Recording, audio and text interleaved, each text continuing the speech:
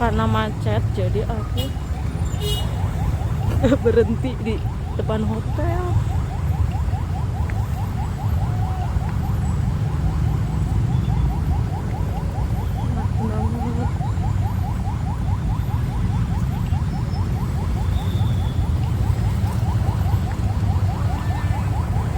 Insya Allah sore itu Purwokerto banyak acara hari ini.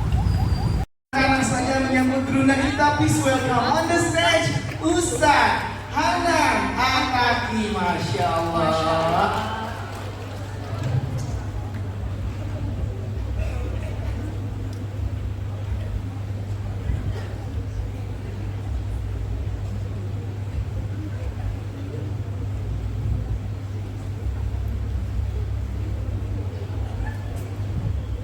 Sehat Ustaz?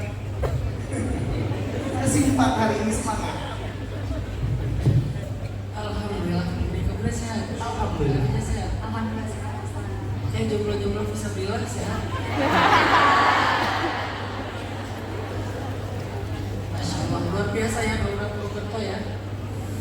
Nggak berasa gitu. Tiba-tiba ternyata udah sesi saking semangatnya kita ya. Luar biasa ya anak-anak Purwokerto. Baik sih. Tapi mengajarkan kita kalimat yang lebih positif, kayak afirmasi positif gitu. Kalimatnya adalah la bu'sa atau la ba'sa, gak apa-apa. Kan hari ini orang kalau misalnya ada apa-apa kan ngomongnya aneh-aneh ya. Yang paling sering kita dengar misalnya ngomongnya kayak iya. Kalau di saya di Bandung malah anjing. Karena disempurnakan anjing dulu. Enak banget gitu loh gitu. Nah daripada bisa atau la baksa gak apa-apa gitu. La baksa, bahur insyaallah. La baksa, la baksa. Sering, itu kalimat yang sering. Walaupun yang populernya pas lagi sakit, la baksa, bahur insyaallah. Tapi dalam keseharian Nabi sering bilang la baksa, gak apa-apa, gak apa-apa.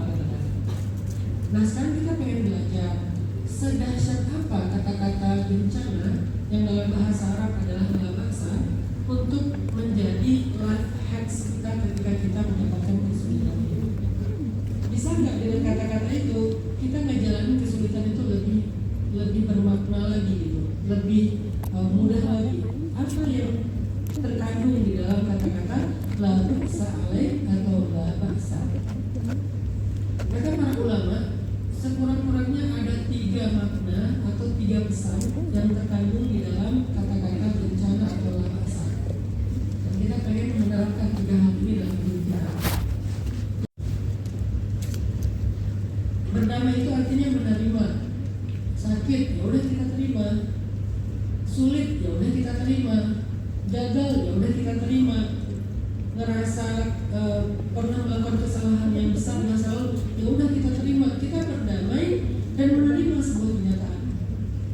Daripada kita mempertanyakan dan menolak sebuah keadaan yang tak bisa kita ubah sebetulnya.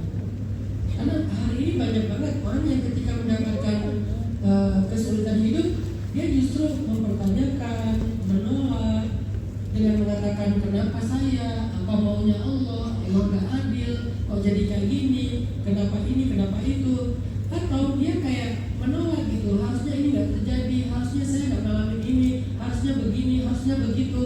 Nah, penolakan dan mempertanyakan seperti ini justru membuat kita akan menjalani kesulitan itu dengan rasa yang sangat tidak nyaman. Ketika kita menolak takdir sesuatu yang terjadi dalam kehidupan kita di masa lalu, kita akan terus-terusan menyalahkan diri sendiri, lalu dalam penyesalan berandai-andai, harusnya waktu itu saya begini, harusnya begitu, harusnya ini, harusnya itu. Terus berpikir seandainya kalau, padahal Nabi pernah bilang janganlah kalian mengatakan lau, karena lau itu membuka pintu-pintu syaitan. Salah satu di antara pintu syaitan itu adalah al-hazan. Apa itu al-hazan? Al-hazan itu kalau dalam bahasa sekarang adalah anxiety, khawatir, cemas, atau masuk dalam al-ham. Al-ham itu kalau sekarang trauma. Jadi al-ham, humum wal ahzan, ham wal hazan. Dan itu ada doanya, Allahumma inni a'udzubika minal hammi wal hazan. Ya Allah, aku berlindung kepadamu dari trauma dan anxiety. Itu terjemahan mental issue yang sekarang. Nah, kalau kita sering mengatakan seandainya, coba kalau, harusnya, dan seterusnya, itu tuh membuka pintu-pintu hazan dan humum, membuka pintu-pintu kecemasan, penyesalan, trauma dengan masa lalu, gak berani lagi mencoba hal yang baru, gak berani lagi berikhtiar dan berharap, gara-gara kita larut dalam penyesalan. Dan kita akan terus hidup di masa lalu, tidak hidup di masa sekarang. Maka daripada kita menerima kenyataan itu dengan menghadapi kenyataan itu dengan penolakan, dengan pertanyaan, kita coba belajar untuk menerima dan berdamai dengan keadaan itu. Toh tidak terjadi juga, nggak bisa dirubah. Apakah itu salah kita, salah orang lain, atau kita nggak ngerti tentang takdir, udah terima aja dulu. Emang itu udah terjadi. Kayak misalnya orang mempertanyakan takdir, kenapa saya gagal menikah? Kenapa saya ditinggal sama orang yang saya? Fulan, harusnya dulu saya nikahnya sama Fulan. Harusnya saya jadian sama first love-nya saya. Kalau ini nih hard love-nya saya yang penuh dengan perjuangan. Kalau itu benar-benar first love dan berharap itu jadi true love misalnya. Ini akan membuat kita justru tidak akan nyaman dalam kehidupan rumah tangga. Istri yang mempertanyakan selalu kita, apalagi itu tuh kayak musim. Ketika kita masuk satu musim, kita nggak bisa menolak dan merubah musim itu. Meskipun kita berteriak, meskipun kita mempertanyakan, meskipun kita protes, musim nggak akan berubah gara-gara kita. Yang bisa kita lakukan adalah kita terima musim itu. Begitu kita menerimanya, berdamai dengan musim itu, kita akan fokus gimana hidup di musim itu. Gamesnya apa gitu. Contoh kalau di luar negeri misalnya ada musim panas dan musim dingin, ini yang ekstrimnya. Begitu kita masuk musim dingin, terus kita teriak-teriak, kenapa kok dingin banget? Kenapa suhunya di bawah nol? Kenapa kok ini turun salju? Kenapa ini, kenapa itu? Semua pertanyaan kita tidak akan merubah musim yang dingin tiba-tiba menjadi hangat. Enggak sama sekali. Musimnya tetap dingin. Maka yang bisa kita lakukan ketika kita masuk musim dingin adalah kita berdamai. Oke, sekarang saya ada di musim dingin. Saya terima keadaan ini, maka sekarang saya fokusnya adalah dengan games yang musim dingin. Satu, kalau di musim dingin berarti saya harus pakai baju-baju hangat dan tebal. Fokusnya ke situ. Di musim dingin, kalau saya pengen olahraga, berarti olahraganya adalah main salju, snowboarding, ski. Kita mendapatkan sebuah takdir, kenyataan, maka hal pertama yang membuat kita bisa menjalaninya adalah berdamai dan menerima. Oke, saya memang dikasih takdir oleh Allah menjadi seorang istri dari Fulan, menjadi suami dari Fulan. Itu takdir saya terima, saya berdamai dengan segala lebih dan kurangnya. Sekarang fokusnya gimana saya akan menjalani ini dengan cara yang baik. Baru nanti Allah akan ajarkan kita menemukan kebaikan-kebaikan setelahnya. Saya sering bilang gini teman-teman, ini ada quote yang boleh kalian dengar. Oke, quote-nya, kalau kita ingin memahami rahasia-rahasia hidup ataupun hikmah-hikmah di balik takdir, maka berhentilah bertanya kenapa. Karena Allah tidak akan mengajarkan hikmah itu kepada mereka yang bertanya, tapi Allah akan mengajarkan hikmah dan rahasia itu kepada mereka yang menerima dan menjalaninya. Ketika melihat ada orang yang sedang dapat ujian, tapi ngajarin dia untuk menerima, bukan ngajarin dia untuk menjawab pertanyaan-pertanyaan. Apa maksudnya? Kenapa saya? Allah nggak menerima doa saya. Allah nggak adil. Bla bla bla. Nggak gitu. Tapi Nabi lagi ngajarin untuk ya udahlah, yuk jalanin. Ya udahlah, Bismillah hadapin. Ya udahlah, saya terima. Ya udahlah, nggak bisa dirubah juga. Ya udahlah, ini kenyataannya. Mau gimana lagi? Jalanin. Begitu kita nerima dan jalanin, baru nanti diajarkan, oh ini toh pelajarannya. Oh ini toh alasannya, oh ini ya kebaikannya, baru nanti akan mengerti setelahnya. Sehingga kata-kata la ba'sa, nggak apa-apa, ya udah jalanin aja. Ana rodin, aku terima, aku ridho ya Allah. Itu tuh cara kita untuk menjalani hidup.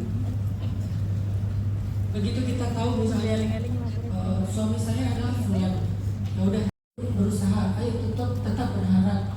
jangan nyerah dulu, jangan putus asa dulu, nggak apa-apa. Itu tentang bertahan. Dan bertahan dalam bahasa Arab disebut dengan as-sabat. Kita sering berdoa minta as-sabat. Salah satunya, ya muqallibal qulub tsabbit qalbi. Itu namanya minta bertahan supaya nggak nyerah, bertahan supaya nggak berputus asa sampai datangnya pertolongan Allah. Maka mengatakan, ya udahlah nggak apa-apa, jalanin dulu aja. Ya udahlah nggak apa-apa, terus berikhtiar. Ya udahlah nggak apa-apa, nunggu aja pertolongan Allah, pasti Allah tolong. Ya udahlah nggak apa-apa, jangan nyerah. Apalagi putus asa. Kalau nyerah itu apa? Nyerah itu nggak perlu berikhtiar lagi. Putus asa mencelakai diri sendiri. Hari ini trendingnya apa? Cutting atau bunuh diri, naik ke tower yang tinggi terus turun lagi, nggak berani karena ketinggian. Fat cat ya, fat cat itu kan hal-hal yang jadi kayak sebuah model yang kemudian ditiru oleh banyak orang. Itu apa sebetulnya? Itu bentuk dari keputusasaan. Walaupun saat melakukannya, sebagian mereka lagi nggak sadar kan. Kalau orang yang kena mental problem itu kan kadang-kadang dia tiba-tiba ada di balkon rumahnya atau apartemennya, itu lagi nggak sadar loh. Jadi please kalau melihat ada berita kayak gitu, jangan pernah komen. Kita bilang, gak apa-apa ya Allah, aku jalanin, aku tahu pasti ada jalan keluarnya. Aku tahu Allah pasti nolong, tapi nggak sekarang. Ya udah aku jalanin dulu aja, aku bertahan dulu aja. Itu namanya bencana, la ba'sa. Dan Nabi SAW bersabda, kata Nabi gini, intizarul faraj minallahi azza wa jalla ibadah. Menunggu datangnya jalan keluar dari Allah itu adalah ibadah. Menunggu. Arti menunggu di sini, kita masih belum dapat jalan keluar sama sekali. Kita belum dapat kemudahan sama sekali, masih sulit, masih berat, masih mentok, masih gelap, masih jauh, masih bingung. Ya udah kita jalanin aja tetap. Maka menjalaninya walaupun tidak menjadi lebih baik, menjalaninya aja itu adalah ibadah di sisi Allah. Jadi kalau kita sakit nih, ternyata baru sembuh sebulan, maka selama sebulan kita dicatat seperti orang yang beribadah. Ibadah apa Ustaz? Kata ulama, ibadah sunnah terbaik malam dan siang. Misalnya kalian sakit sebulan, maka kalian selama sebulan sebelum kalian sembuh, itu tuh malamnya dicatat beribadah sunnah. Apa ibadah sunnah terbaik di malam hari? Tahajud. Apa ibadah sunnah terbaik di siang? Dapatkan jalan keluar di sisi Allah, baru Allah Subhanahu Wa Taala memberikan kita kebaikan-kebaikan. Kita jalanin sehari, seminggu, sebulan, setahun.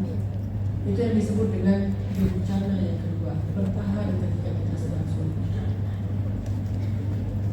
Dan terakhir, bencana